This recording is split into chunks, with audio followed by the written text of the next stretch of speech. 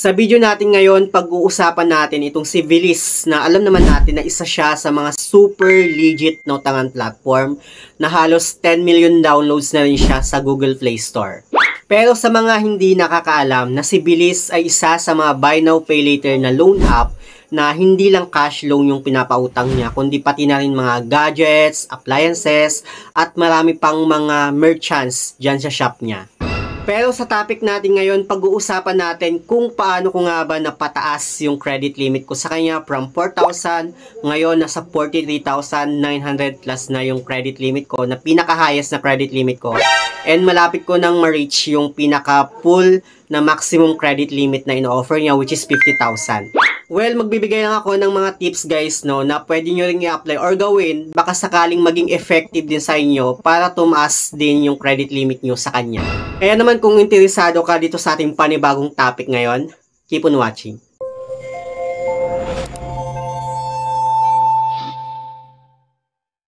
Hello guys, it's Yel Mariano and welcome back to my YouTube channel. At kung hindi ka pa nakapag-subscribe sa aking channel, please subscribe dahil palagi akong nag-share ng mga experience ko at nagre-review ng mga OLA or online lending platform kung legit ba o hindi dito sa ating channel. So pag-uusapan nga natin itong isa sa mga favorite na loan app ko na sobrang nakakatulong talaga sa akin, which is ito ngang si Bilis. Alam nyo ba na marami akong nagustuhan dito kay Bilis bukod sa kanyang cash loan? Isa na sa mga nagustuhan ko sa kanya ay pwede tayong kumuha ng mga gadgets, mga appliances, pwede pa nga tayong mag-book ng plane ticket gamit si Bilis, or madami siyang mga merchants dyan sa shop na pwede nating panggamitan yung credit limit na available natin sa kanya.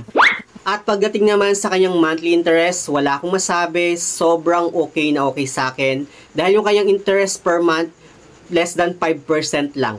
Okay, back to our main topic. Pag-uusapan nga natin kung paano ko nga ba napataas yung credit limit ko sa kanya. Pero bago yon, i-share ko muna sa inyo kung paano nga ba ako nagsimula at paano nga ba ako nagkaroon ng account dito kay Bilis. Way back 2023, mga last week ng March, yung first na loan app na nautangan ko ay itong si Tala. And hindi pa ako familiar nun kay Bilis. Then mga April or May yata, something mga ganong month, na nirecommend siya sa akin ng kaibigan ko itong si Bilis. And then dinownload ko siya. Pagka-check ko doon sa Play Store, naka-download na pala siya sa cellphone ko. And then gagawa sana ako ng account ko sa kanya. Nagulat na lang ako na meron na pala akong existing account. So, chinek ko, kinonect ko yung mga Gmail na ginamit ko kasi dalawa lang naman yung Gmail na ginagamit ko eh. And then, kumunik siya dun sa isang Gmail ko. Then, nagulat ako na meron siyang 4,000 na offer sa akin. And by that time, na-realize ko na mas nauna ko palang nautangan itong si Bilis compared kay Tala. Siguro hindi lang talaga ako familiar sa mga OLA or online lending apps nung panahong yon. Halos hindi ko na nga rin matandaan kung kailan ako nakapag-apply sa kanya at kung paano ako nagkaroon ng account sa kanya. So, nung time nga na yon, inutang ko nga yung 4,000 na credit limit na inoffer niya sa akin gamit yung kanyang e-wallet kasi hindi ko pa na-unlock yung cash loan ko sa kanya. And dun sa kanyang e-wallet, medyo malaki ng konti lang naman yung interest niya doon. And merong kaltas doon sa kanyang e-wallet compared doon sa kanyang cash loan. Pag once kasi na-unlock mo yung cash loan ni Bilis, mababa yung kanyang interest doon compared doon sa kanyang e-wallet. And buong-buo mong ma-receive yung amount na hihiramin mo sa kanya gamit yung kanyang cash loan. Pero this year, buong-buo mo nang makukuha yung loan amount na hihiramin mo kay Bilis gamit yung kanyang e-wallet. Kapag once na hindi mo pa na-unlock yung kanyang cash loan, yun nga lang, medyo malaki lang din talaga yung interest niya doon sa e-wallet compared sa kanyang cash loan.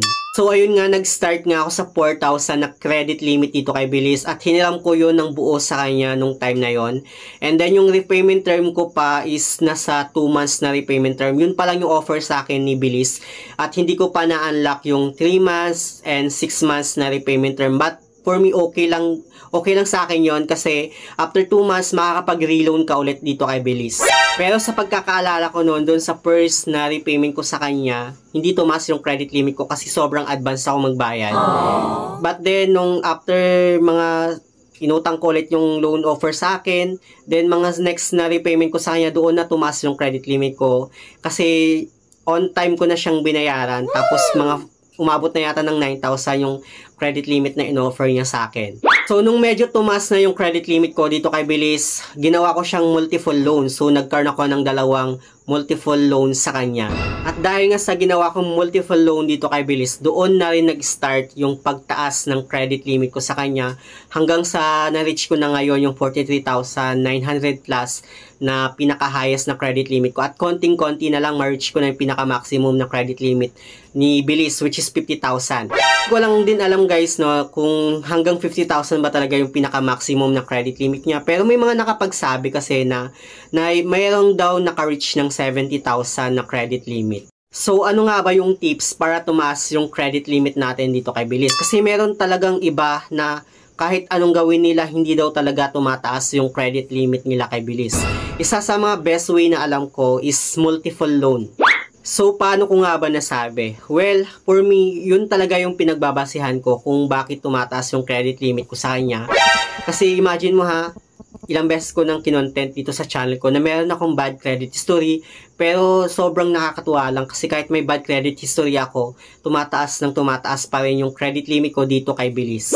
And gumawa nga rin ako ng content about kay Bilis kung saan nag-super advance payment ako sa kanya. Ayan yung kanyang thumbnail, or ilalagay ko lang dyan sa may description box or sa may comment section yung link niya if ever na gusto yung panoorin. Ayan nga kung saan ako nag-super advance payment sa kanya, and nakakagulat lang na bigla pa rin tumaas yung credit limit ko sa kanya. Alam nyo ba na 7 na yung multiple loan ko dito kay Bilis at magkakaiba yung loan term nila? Merong 2 months, may 3 months, 4 months, 5 months, at meron ding 9 months. At yun yung basihan ko kung bakit tumataas yung credit limit ko sa kanya. So, pwede nyo rin siyang itry, pwede nyo rin i-apply. Baka sakaling maging effective din sa inyo yung multiple loan. Halimbawa, yung credit limit na offer sa inyo is 4,000, pwede nyo siyang hati-hatiin. And then, try mo ng iba't ibang month or yung long term payment. Halimbawa, yung 1,000 doon, 2 months to pay, yung isa, 1 month to pay, yung isa naman, 4 months. Depende sa'yo, malay mo doon magiging effective para tumaas yung credit limit mo sa kanya. Actually, meron ding iba na nakapagsabi na kaya daw tumaas yung credit limit nila dahil nag-avail sila ng mga appliances or gadgets dito kay Bilis. So, magkakaiba talaga ng way para tumaas yung credit limit natin. Kasi ako, tumaas talaga yung credit limit ko kahit hindi ako nag-avail ng, hindi pa ako or never pa akong nag-avail ng mga gadgets or mga appliances dito kay Bilis. Yung iba naman, ginamit yung limit boost ni Bilis, kaya tumaas daw yung credit limit nila. So, nasa inyo naman kung ano yung mas prefer nyo. But for me, ito talaga yung mas prefer ko, which is itong multiple loan ni Bilis para tumaas yung credit limit ko sa kanya. May mga ginawa din akong video about dito kay Bilis kung saan nag-super advance payment ako sa kanya. Ilang beses ako nag-advance payment at meron din yung na-overdue ako dito kay Bilis. Ilalagay ko lang dyan sa may description box or sa may comment section if ever na gusto nyo yung panoorin para magka-idea kayo about dito kay Bilis.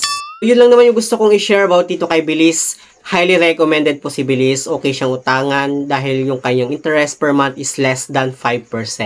Anyway, uulitin ko lang, wala namang masama kung susubukan yung gawin din yung tips na binigay ko sa inyo para baka sakaling maging effective din yung pagtaas ng credit limit ko, which is ito nga multiple loan.